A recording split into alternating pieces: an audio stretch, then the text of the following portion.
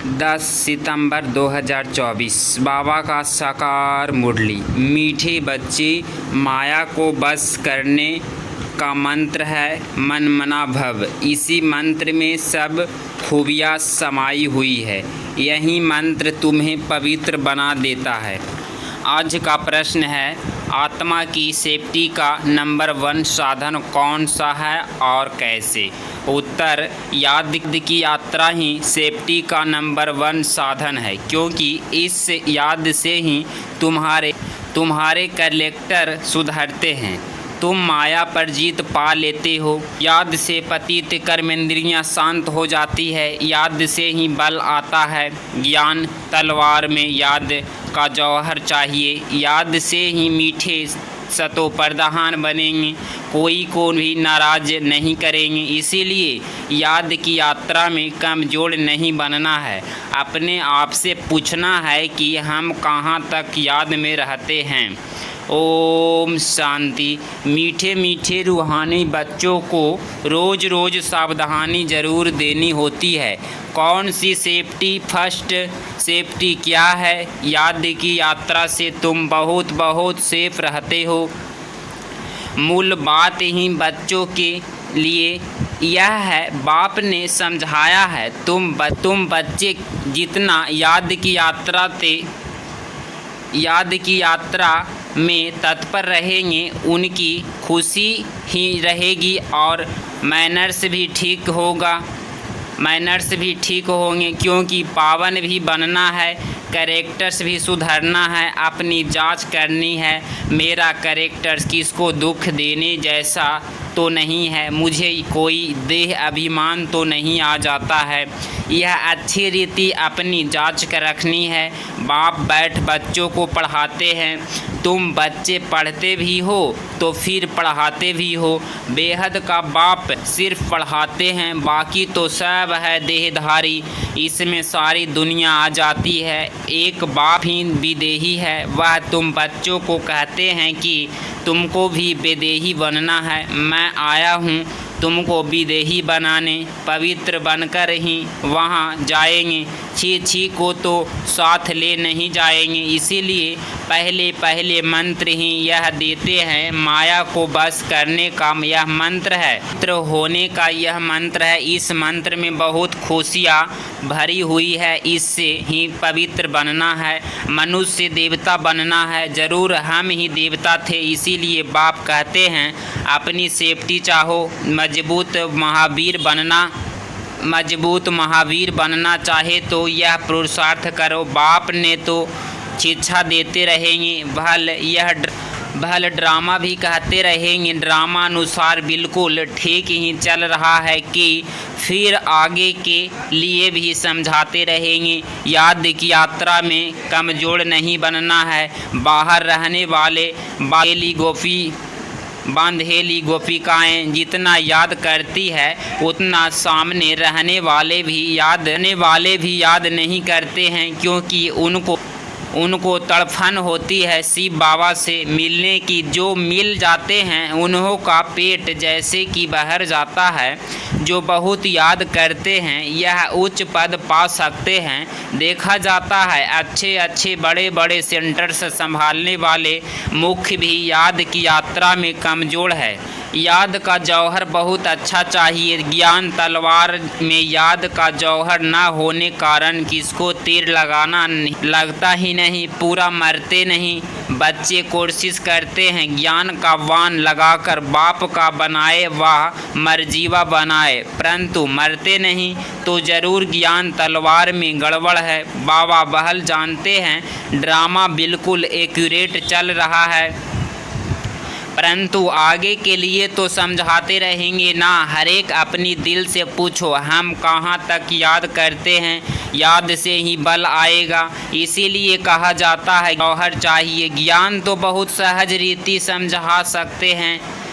जितना याद में रहेंगे उतना बड़े मीठे बनते जाएंगे। तुम सतो प्रधान थे तो बहुत मीठे थे, फिर सतो प्रधान बनना है। तुम्हारा स्वभाव भी बहुत मीठा चाहिए, कभी रंग नजार नहीं होना चाहिए। ऐसे वातावरण ना हो जो कोई कोई रंज हो ऐसी कोशिश करनी चाहिए, क्योंकि यह ईश्वरीय कॉलेज स्थापना करने की सर्विस बहुत ऊंची है। विश्वविद्यालय तो भारत में बहुत गाए जाते हैं, वास्तव में यह है नहीं।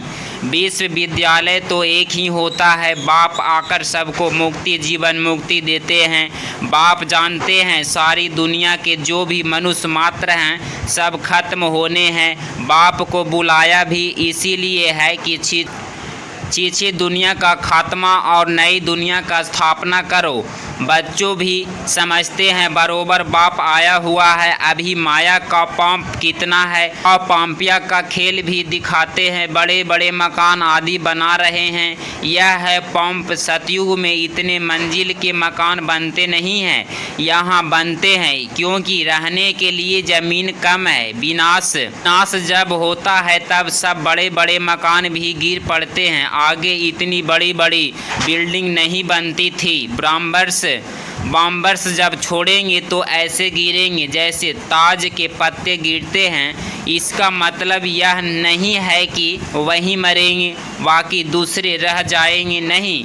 जो जहाँ होगा, चाहे समुद्र पर हो, पृथ्वी पर हो, आकाश में हो, पहाड़ों पर हो, उड़ रहा हो, सब खत्म हो जाएगा।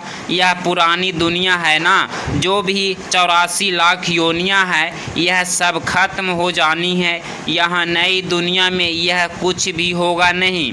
न इतने मनुष्य होंगे, न मच्छर, न जीव जंतु आदि होंगे। यहाँ तो ढेर के ढेर है। अब तुम बच्चों भी देवता बनते हो तो यहाँ तो वहाँ हम चीज़ सतो प्रधान होती है। यहाँ भी बड़े आदमी के घर में जाएंगे तो बड़ी सफाई आदि रहती है।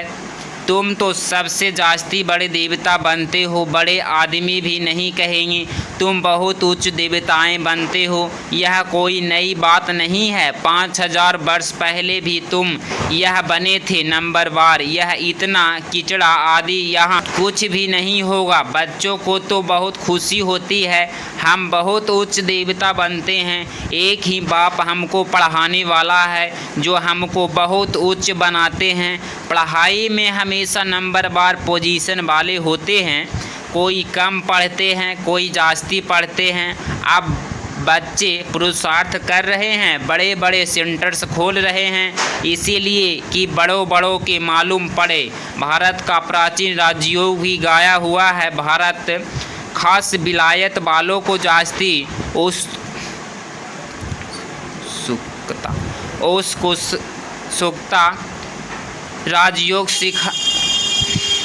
राजयोग सीखने की। भारतवासी तो सतो प्रधान बुद्धि है। ये वह फिर भी तमो बुद्धि है, इसीलिए उन्हों को शौक रहता है भारत का प्राचीन राजयोग सीखने का।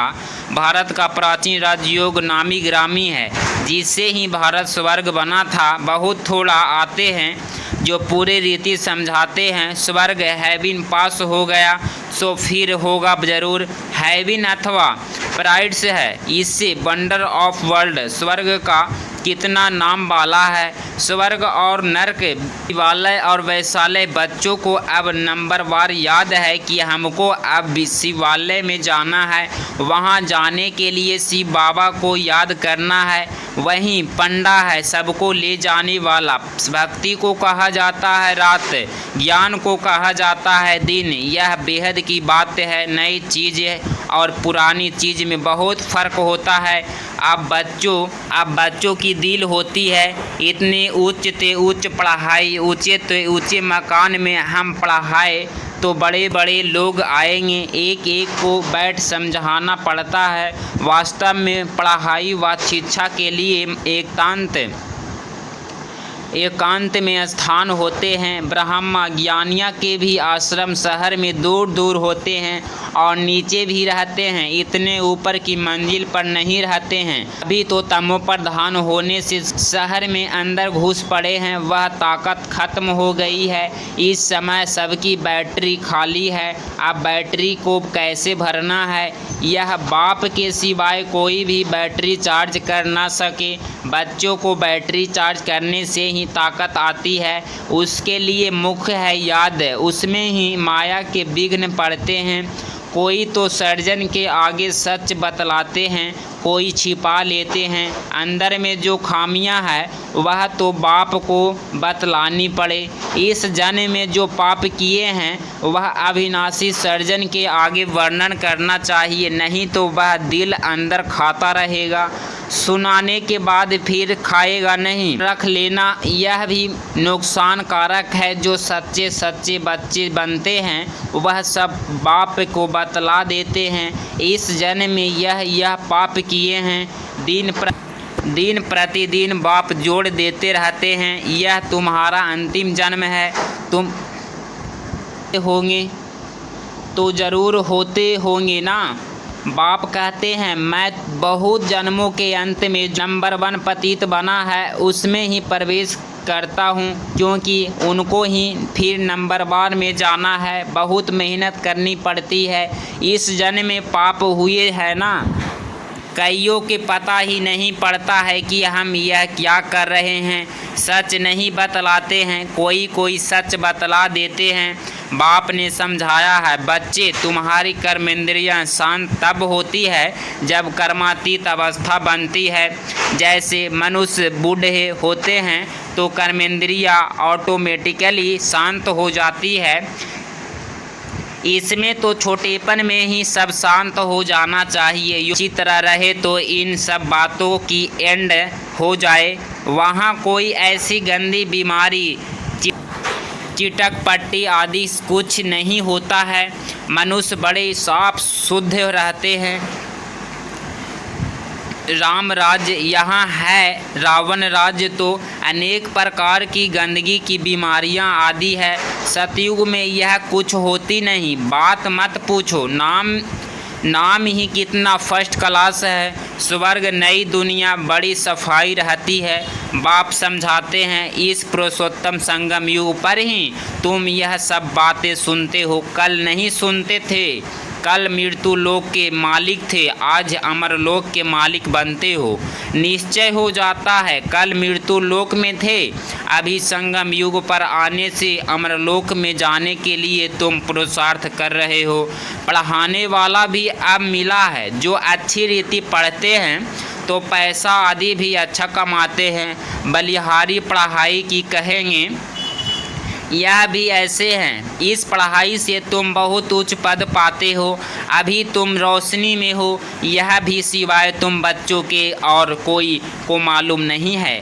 तुम भी फिर घड़ी घड़ी भूल जाते हो, पुरानी दुनिया में चले जाते हो।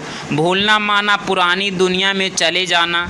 अभी तुम संगम युगी ब्राह्मणों के मालूम है कि हम कलयुग में नहीं हैं। यह स्वेद याद रखना है, हम नए विश्व के मालिक बन रहे हैं।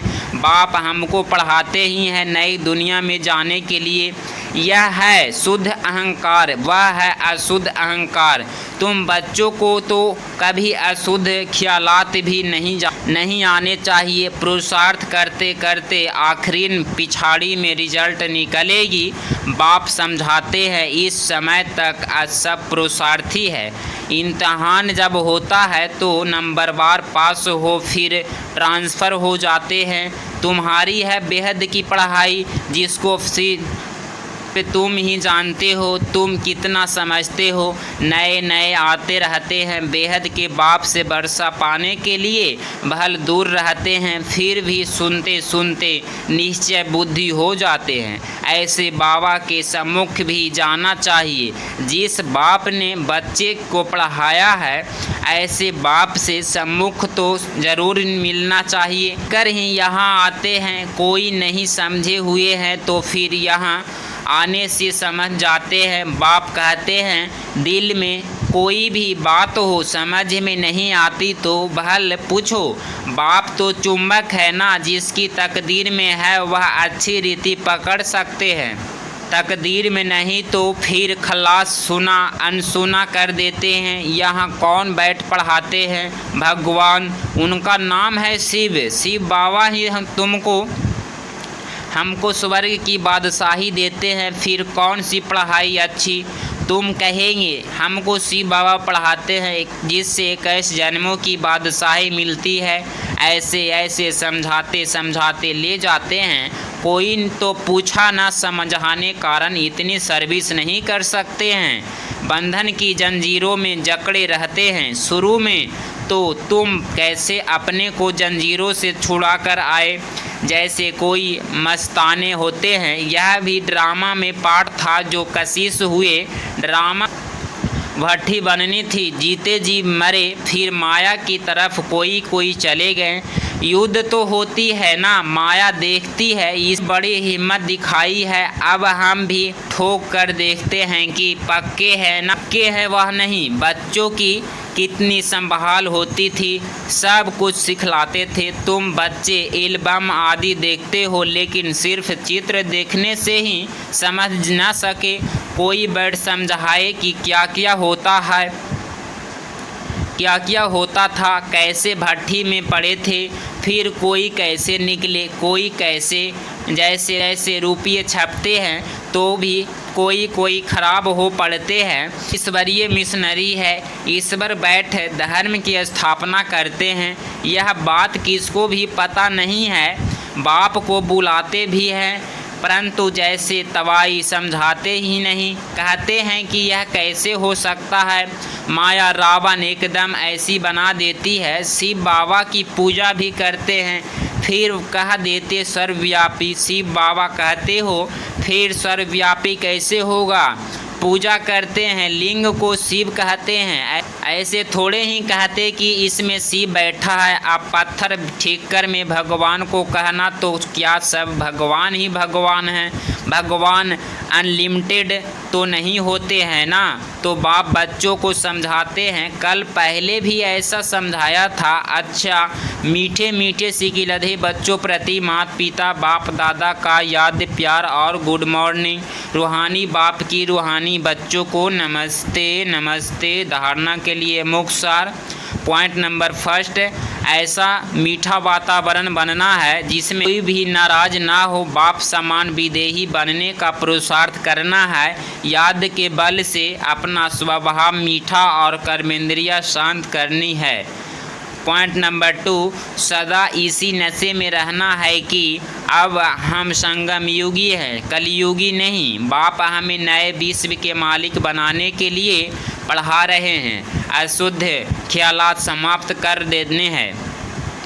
आज बाबा का मीठे वरदान, अकाल तख्त और दिल तख्त पर बैठ सदा श्रेष्ठ कर्म करने वाले कर्मयोगी भव। स्पष्टीकरण, इस समय आप सभी बच्चों को 2 तख्त मिलते हैं, एक अकाल तख्त, दूसरा दिल तख्त। लेकिन तख्त पर वही बैठता है जिसका राज्य होता है। जब अकाल तख्त नशीन है, स्वभाव अधिकारी है, और बाप के दिल तख्त नशीन है, तो बाप के वर्षे के अधिकारी है, जिसमें राज्य भाग सब आ जाता है। कर्मयोगी अर्थात दोनों तख्त नशीन। ऐसी तख्त नशीन आत्मा का हर कर्म श्रेष्ठ होता है, क्योंकि सब कर्मेंद्रियां लॉ ऑफ ऑर्डर पर रहती है। आज का स्लोगन है, जो सदा स्वाभिमान की सीट पर सेट रहते हैं वही गुणवान और महान बनते हैं। जो सदा स्वाभिमान की सीट पर सेट रहते हैं वही गुणवान और महान बनते हैं। अगर आप इस चैनल पे डेली मुरली सुनते हैं तो चैनल को ज़रूर सब्सक्राइब करें और बेल आइकन को ज़रूर प्रेस करें और एक प्यारा सा लाइक ज़रूर करें। ओम शांति।